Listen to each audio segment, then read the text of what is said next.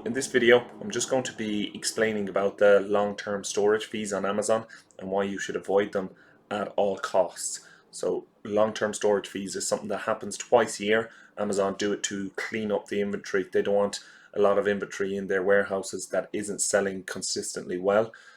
So they do a cleanup on the 15th of February and the 15th of August.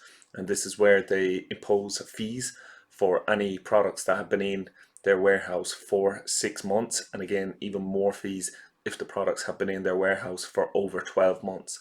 So if you have inventory in Amazon, you should definitely check and see that it hasn't been there for more than 6 months or more than 12 months, as it will incur large costs, large storage fees costs that you will have to pay if your products have been there for more than 6 months or more than 12 months. Again, I'm going to link up a blog post where it shows you where you can check out all this in Seller Central so that you know exactly where you are. I'll put it under this video after the video has ended. Again, if you have any questions at any stage, just drop them in. But basically, all you should be aware about is with long-term storage fees is that they cost a lot. The fees are a lot higher than regular storage fees on Amazon, and you have to really ensure that you're not incurring these costs, because you won't have these obviously set into your budget when you make it at the start. You won't have this set into your pricing, and it will cause you to lose significant amounts of money. So it's really important that you check it out, see exactly what the costs are, and make sure that you don't have products sitting in Amazon for more than 6 months or more than 12 months. Definitely not more than 12 months, as these costs will erode any profit margin that you would have on your private label products.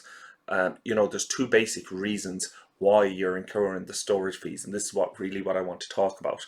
And that is either that you've ordered too much product off your manufacturer, or that your listing isn't performing as well as it should be, or as well as you anticipated it to be. So again, this is a really important time of year, and this is what I've got the most out of long-term storage fees last year. It really got me thinking about what products I have, how many units of each product I need for the next couple of months. And I always try to just have 2 months of products in the FBA storage at all times. I try not to drop below 3 weeks a month if possible, although this does happen still, but I definitely try not to have more than 2-3 months, as your storage costs will be eroding your profit margin. Again, you can have these products in an outside warehouse even if you want to order in bulk off Amazon, but Amazon FBA isn't the place to have products sitting there for 6 months or a year, as these long-term storage fees is just going to kill your profit margin on these products. So the three things that you should really work on with your products if they are sitting there: it's a great time to just have a look and see, is your listing optimized correctly for on-page, on-site SEO on Amazon? If not, this is something that you should really do. Get your listing optimized so it's showing up for relevant keywords. Again, you may need a product launch to launch your product, to get it out there, to start selling with these keywords, and then you will start ranking more organically for these keywords. As well as this, you should also check that your listing is that it's converting well. So there's no point having a listing that's optimized for all the keywords but it's not converting well. People are jumping on it, seeing your product but not buying it. So again, you should really check that your listing is converting well, so that customers, when they land on it, are going to go ahead and purchase your product. High percentage of these customers anyway. And again, I'm going to put that all in the blog post below this video, so you can check out exactly how you can do that with your listing, and just so it's reading well, looks good, and is optimized for relevant SEO terms. And just for new sellers are the most ones that I think are going to be affected by this, because if you have been selling on Amazon for the last few years, you're going to know how many products you sell per month for each listing. So you're going to be able to make accurate estimates of how many units you're going to sell each month, how many units you're going to sell over the next 6 months or 12 months. So you really shouldn't be hit with any unexpected long-term storage fees. I know when this was first introduced, a lot of sellers, me included, was hit with unexpected storage fees just because we hadn't got them before.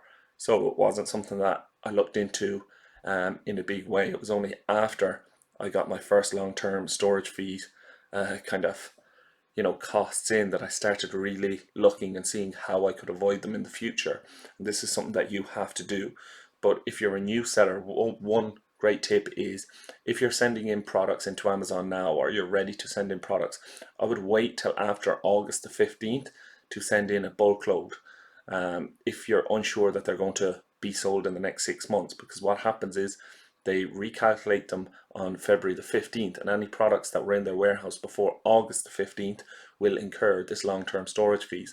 But if you send them in on August the 16th, they won't do this.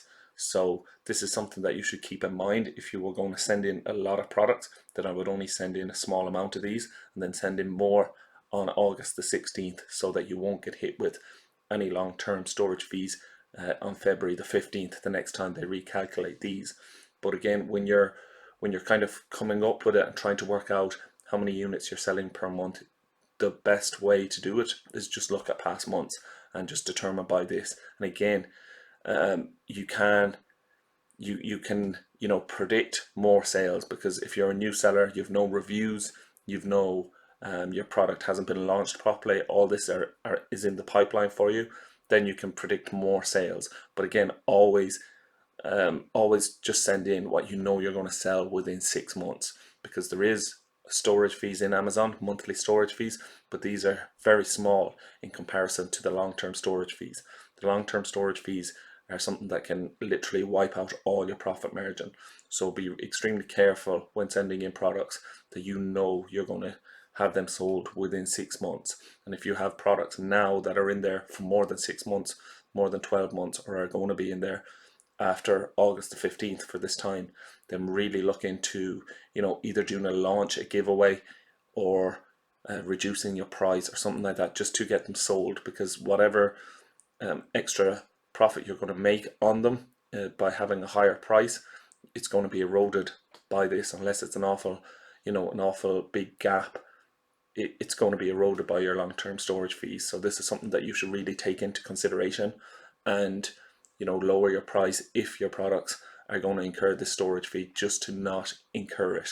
And again, I'm going to put this blog post below where it explains all this, how you can reduce your storage fees, how you can avoid getting them, and how you can claim reimbursement for them if you have been charged incorrect storage fees. And this is something that I have, and I have a video on this, so again, I'll put that in the blog post where you can see how I found out that I was overcharged storage fees by Amazon and how I claimed reimbursement for these. You can do the same. I think I claimed over $2,000 in overcharged storage fees. So there's money there to be claimed back if they do charge you incorrectly. But I hope that you found this video helpful. Again, I'm going to link up the blog post below this so you can check it out, and it shows you everything you need to know about storage fees on Amazon. Cool. Look forward to speaking to you again soon. Bye.